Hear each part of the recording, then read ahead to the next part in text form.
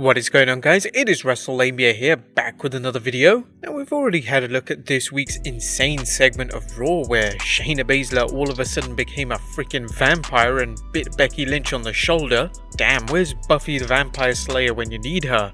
We also had a look at the biggest wrestling news, including spoilers for the upcoming Elimination Chamber pay-per-view and WWE's newest signing. That and much more, so be sure to check that out if you can. But of course, there's still plenty of news to cover, and the biggest headlines include zero plans for a Raw superstar, R-Truth has a WWE 24 special coming soon, a big spoiler for NXT Takeover Portland, Paige wants her old job back, AEW wrestlers not allowed to work a New Japan Pro Wrestling event, a wrestler dives from the second floor of a mall, Goldberg to defeat the Fiend, and Matt Hardy has been written off television.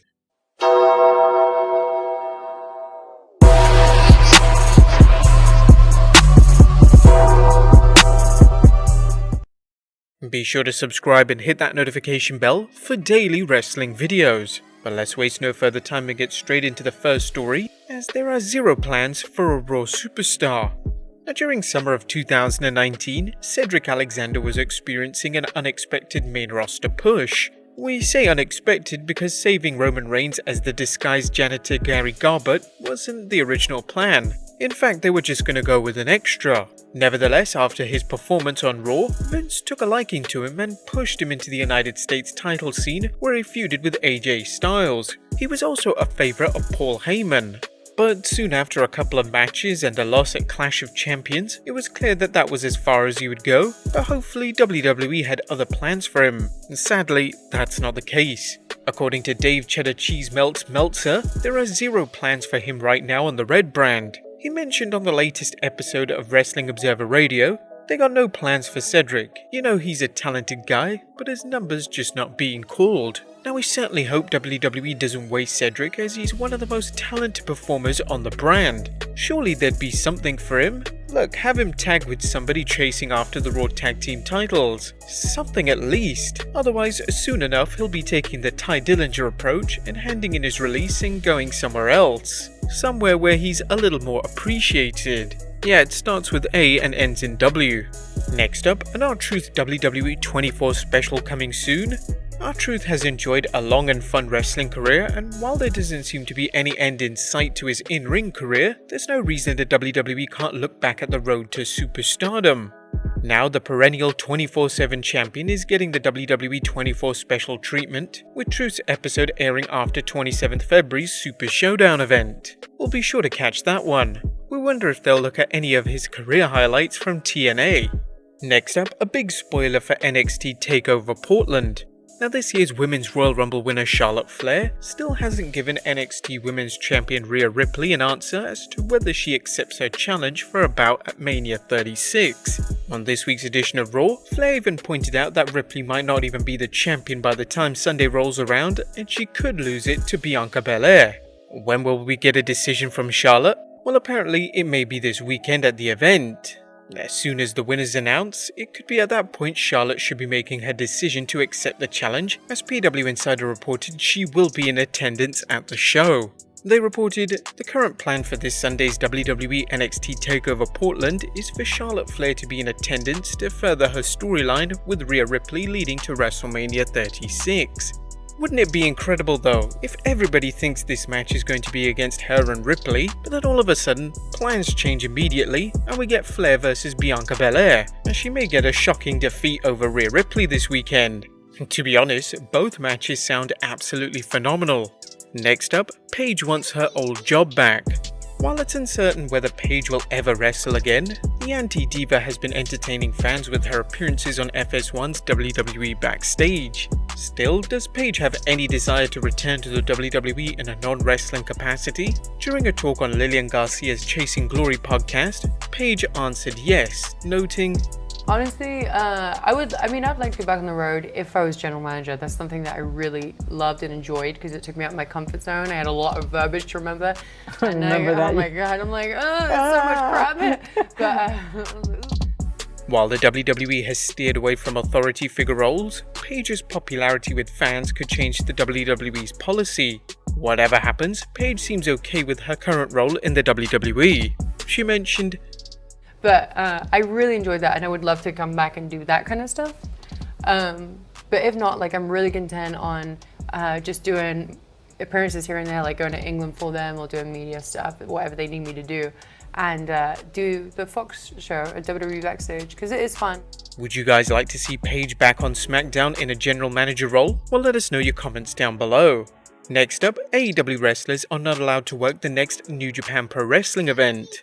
As we reported in our recent news video, New Japan Pro Wrestling have stuck it to WWE and are now holding a solo event at Madison Square Garden in August called Wrestle Dynasty. Even though there is no working relationship between All Elite Wrestling and New Japan Pro Wrestling, they come to an understanding, or more or less an agreement, that some of the elite talent is granted permission to wrestle at New Japan events like the G1 Supercard or Wrestle Kingdom. Stars such as Jon Moxley and Chris Jericho have dealings in both promotions, but thanks to a clause in their contract, they are not able to appear in a New Japan event in the US, and AEW aren't budging with the terms. According to Dave Cheese Grill Meltzer, there will be no Jericho and there will be no Moxley on that show. Their contracts do not allow them to do New Japan in the United States unless there's a formal relationship between the two sides before this. Even this, I don't see. I can tell you right now it's 100% no Jericho, no Moxley. So if All Elite Wrestling won't budge, that means there won't be an IWGP United States Championship match on the card. Next up, a wrestler dives from the second floor of a mall. And we're pretty sure that most of you, including ourselves, didn't catch the recent Wildcat Wrestling show the other day, with the event being held at the Esplanade Mall in Kenner, Louisiana. However, a clip of the show has gone viral as wrestler PJ Hawks made an insane dive off the second floor balcony into the ring and took out all of the wrestlers in the ring. Just take a look-see.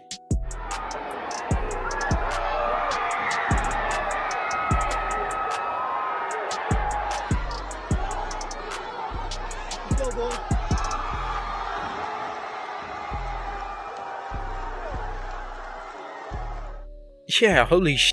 Absolutely crazy what wrestlers are doing in the indies, but the problem is someone is going to look at this and think, how can I top that? A dive off the roof? A dive off a plane? How much more insane can wrestlers go after this?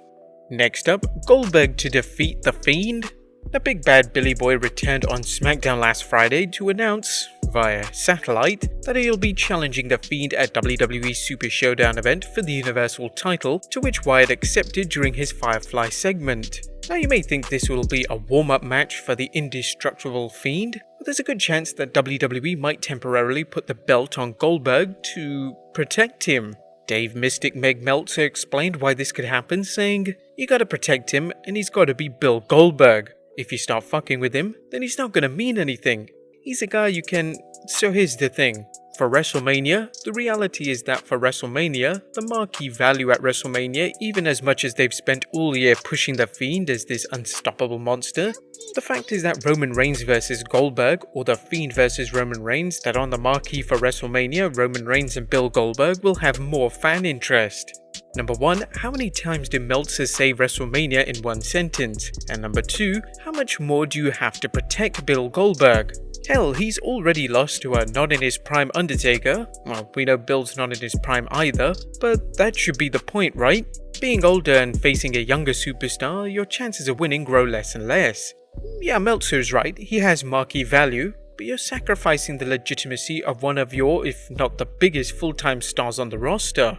To us, this is a huge mistake, and having Goldberg win is zero benefit. The Fiend should carry on, not being outright invincible to Goldberg, but win in relatively easy fashion, adding more shock value. Goldberg has what, a couple of matches left in him, and you're gonna sacrifice your biggest star for it? What do you guys think? Let us know in the comments down below. And our final news story is that the final time we'll see Matt Hardy in WWE. There's still no word on Matt Hardy's decision whether to stay in the WWE or head elsewhere. All that is known is that Matt's contract expires on 1st March and that he's still negotiating with the WWE. However, before Matt makes a final decision on whether he plans to stay or not, WWE have made the precaution of writing him off television with a devastating concerto attack delivered by the apex predator Randy Orton. A Pro Wrestling Sheet confirmed, according to WWE sources, the purpose of this was to write Hardy off television. Wrestling Insider WrestleVotes even tweeted, The rumors of Matt Hardy's contract expiring any day now are true, thus could that have been Matt's last WWE appearance of all time? A concerto is some way to go out considering the history. Matt Hardy also took to Twitter and cryptically tweeted "goodbye" as even further confirmation of possibly his last scene in WWE. He also linked in the latest Free the Delete episode on his YouTube channel, which many believe is a teaser on him being the Exalted One in AEW's Dark Order faction. As for Brother Nero, he still has months left on his deal due to the WWE adding time to his contract, since he's been out on injury and he's also facing charges as well. PW Insider's Mike Johnson reports Jeff is scheduled to report to the WWE's Performance Center next week to begin his road back to the ring. But there you have it guys, the latest news and rumors you need to know. Be sure to leave your comments down below, subscribe if you haven't already, follow us on Instagram and Twitter. I'll see you next time with some more wrestling content.